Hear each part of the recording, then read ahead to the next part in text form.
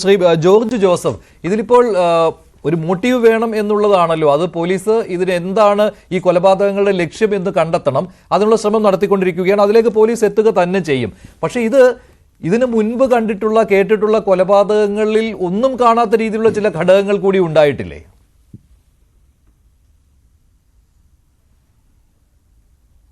തീർച്ചയായിട്ടും നമ്മൾ ഇതിന്റെ മോട്ടീവ് കണ്ടെത്താൻ അല്പസ്വല്പം ബുദ്ധിമുട്ട് പോലീസിനുണ്ടാവും. ഞാൻ തുടക്കത്തിൽ മുതൽ പറയുന്നത് 3 സ്ഥലത്തും 3 DYSPമാരെ അന്വേഷിക്കണമെന്ന്. കാരണം പല്ലറ പാങ്ങോട് വല്യമ്മയെ കൊന്നത് ഒരു DYSP, അതുപോലെ തന്നെ പിതാവിൻ്റെ ബ്രദർ ലത്തീഫിനെയും ഭാര്യയും കൊന്നത് മറ്റൊരു DYSP, വെഞ്ഞാറമൂട്ടിലെ ഇവരുടെ കുടുംബ വീട്ടിലെ ആ കൊലപാതകത്തിനും വേറൊരു DYSP. അതിൻ്റെ കാരണം ഇത് വ്യത്യസ്തമായ മോട്ടീവ് 3 മാർഗങ്ങളുണ്ടെന്നാണ് ഞാൻ കരുതുന്നത്. 3 പേർക്ക് അത് ഇൻഡിപെൻഡന്റ് ആയിട്ട് അന്വേഷിച്ചാൽ ആ അങ്ങനെയാണോ എനിക്ക് അറിഞ്ഞൂടാ. ആദ്യത്തെ കൊലപാതകത്തിന്റെ വല്യമ്മയെ കൊന്നതിനകത്ത് ശരി, ആദ്യത്തെ കൊലപാതകത്തിനകത്ത് വല്യമ്മയുടെ വൈരാഗ്യമുണ്ട്. കാരണം ആഭരണം ചോദിച്ചിട്ട് കൊടുത്തില്ല, നേരത്തെ ഒരു റിങ് കൊടുത്തു എന്ന് പറയുന്നു. അതിനുശേഷം ആ വീട്ടിലെ ഇവൻ സ്നേഹിക്കുന്ന ആ പെൺകുട്ടിയെ കൊണ്ട് താമസിപ്പിക്കാനായിട്ടും ചോദിച്ചു. അത് വല്യമ്മ അംഗീകരിച്ചില്ല. കാരണം ഇവരുടെ വീട്ടുകാരെ എതിർപ്പോട് ഉണ്ടെങ്കിലും വല്യമ്മയുടെ അവിടെ കൊണ്ടുപോയി ആ പെൺകുട്ടിയെ താമസിപ്പിക്കാനും ഈ 2 കാര്യത്തിൽ അവരോട് വൈരാഗ്യം വന്നു. അതുകൊണ്ട് അവരെ കൊന്നു. ഇയാൾ ആ വീട്ടിൽ നിന്ന് വല്യമ്മയെ കൊന്നിട്ട് വെളിയിലോട്ട് വരുമ്പോൾ മൊബൈൽ ഫോണിൽ ലത്തീഫ് വിളിച്ചിരിക്കുന്നു. അത് ഇയാൾക്ക് സംശയമായി. ഈ വല്യമ്മയെ കൊന്ന വിവരം അറിഞ്ഞിട്ടാണോ വിളിച്ചതെന്ന്. അതോടെ ഇയാളെ പ്ലാൻ മാറി. ഇയാൾ നേരെ ലത്തീഫിന്റെ വീട്ടിൽ പോകുന്നത് അതുകൊണ്ടാണ്. ചുറ്റികയായിട്ട് പോയിട്ട് അവരെ 2 പേരെയും കൊന്നു. അവരത് പ്രതീക്ഷിച്ചിട്ടുണ്ടാവില്ല. അതിനുശേഷം അപ്പോൾ ആ മോട്ടീവ് വേറെയാണ്.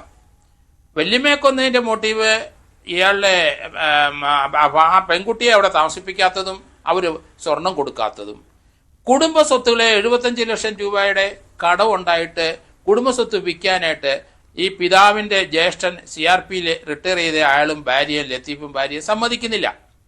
അത് ഇവൻ്റെ മനസ്സിൽ ഒരു വൈരാഗ്യം ഉണ്ടാക്കിയിട്ടുണ്ട്. അത് തന്നെയല്ല, വല്യമ്മയെ കൊന്ന വിവരം അറിഞ്ഞോ എന്നൊരു സംശയം വന്നു. അപ്പോൾ അതുകൊണ്ടാണ് ഞാനത് പ്രത്യേകമായിട്ട് പറയുന്നത്.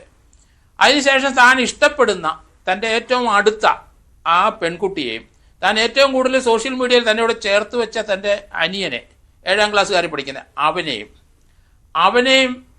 ഈ 2 പേരെയും താൻ ഇല്ലാതെ പോയാൽ അവർക്ക് ജീവിക്കാൻ കഴിയില്ല, തൻ്റെ ഒപ്പം തന്നെ സ്നേഹിക്കുന്ന ആൾ തൻ്റെ ഒപ്പം വരണം എന്നവൻ കരുതിയിട്ടുണ്ടാവും.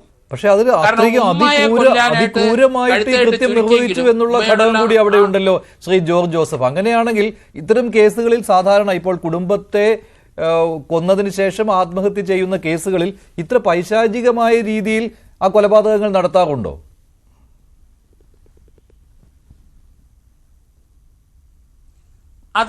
അത് വേറൊരു തലത്തിലേക്ക് പോകും.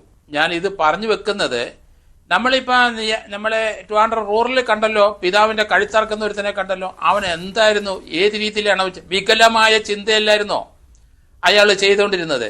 അയാൾ മറ്റു രീതിയിലേക്ക് സഞ്ചരിച്ചു പോയി. കേടലിന്റെ പോലെ തന്നെ അയാളും സഞ്ചരിച്ചിരിക്കുന്നു. ഇവിടെ അതിലേക്ക് വരുന്നുണ്ടോ നമുക്ക് നോക്കേണ്ടിയിരിക്കുന്നു. കാരണം മുഖം ആ പെൺകുട്ടിയുടെയും ഇവൻ സ്നേഹിക്കുന്ന ഇവന്റെ ഇളയ അനിയന്റെ മുഖത്തെ ഇവന്റെ കണ്ണ് നശിപ്പിച്ചിട്ടുണ്ട്. ആ ചുറ്റിക കൊണ്ട് അവരുടെ 2 പേരുടെ മുഖം പല പ്രാവശ്യം, ഒരു ഇഞ്ചുറി അല്ല, പല പ്രാവശ്യം ചപ്പി വികൃതമാക്കിയിട്ടുണ്ട്. അതെന്താണ് ആ മനസ്സിന്റെ അവസ്ഥ? അത് വേറെ ചില കാര്യങ്ങളിലേക്ക് വിരൽ ചൂണ്ടുന്നത് എനിക്ക് തോന്നണേ. നമ്മൾ വിചാരിക്കുന്ന പോലെയല്ല ഇവന്റെ ചിന്താഗതി പോകുന്നത്. 3 സ്ഥലത്തും അവന്റെ വീട്ടിലുള്ളവർ ഇവൻ സ്വയം എന്താ ചാകാത്തത്? അത് ചെയ്തില്ലല്ലോ. കാരണം ശരിക്കും ശ്രമിച്ചിട്ടുണ്ട്. ഇപ്പോൾ എലിവിഷം കഴിച്ചിട്ടുണ്ട് എന്ന് പറയുന്നുണ്ടായിരുന്നു പോലീസിനോട്. പക്ഷെ അത്ര മാരകമായ സംശയമാണ്. ചെറിയ ക്വാണ്ടിറ്റി കഴിച്ചെന്ന് എനിക്ക് തോന്നുന്നത്. കാരണം മരിക്കാൻ ഇവൻ തയ്യാറല്ല. ഇവൻ പോലീസ് സ്റ്റേഷനിൽ ചെന്ന് 6 പേരെ കൊന്നിട്ട് വന്നെന്നാണ് പറയുന്നത്. അപ്പൊ അത് സംശയാസ്പദമാണ്. അപ്പൊ ഇയാളുടെ ചിന്ത മറ്റു കുട്ടികളെ, ഞാൻ പിതാവിന്റെ കഴുത്തറുത്ത ആ കേസിന്റെ പോലെ ചിന്തകൾ പോയിട്ടുണ്ട്. നമ്മുടെ കുട്ടികൾക്കൊന്നും ശാസ്ത്രബോധം ഇല്ല എന്ന് ഞാൻ തുടരെ പറയുന്നതിന്റെ കാരണം അതാണ്. ഇയാള് തീർച്ചയായിട്ടും ഈ ക്രൂരകൃത്യങ്ങൾ മുഴുവൻ ചെയ്തിരിക്കുന്നത് വേറെ ഉള്ളിലെ ഏതോ സംഭവങ്ങൾ വെച്ചിട്ടാണ് ചെയ്തിരിക്കുന്നത്. കാരണം മോട്ടീവ് മൂന്നിടത്തും വ്യത്യസ്തമാണെന്ന് പറയുന്നതിന്റെ കാരണം അതാണ്. ആ 3 മാസം ക്ലബ് ചെയ്ത് മനസ്സിൽ മൾട്ടിപ്പിൾ മോട്ടീവാണ് ഇതിനകത്തുള്ളത്. ആ മൾട്ടിപ്പിൾ മോട്ടീവ് ചെയ്തോട്ടെ, പക്ഷേ മുഖം എന്തിന് വികൃതമാക്കുന്നു? ശരി, അത് ഡോക്ടർ സോണി തോമസ്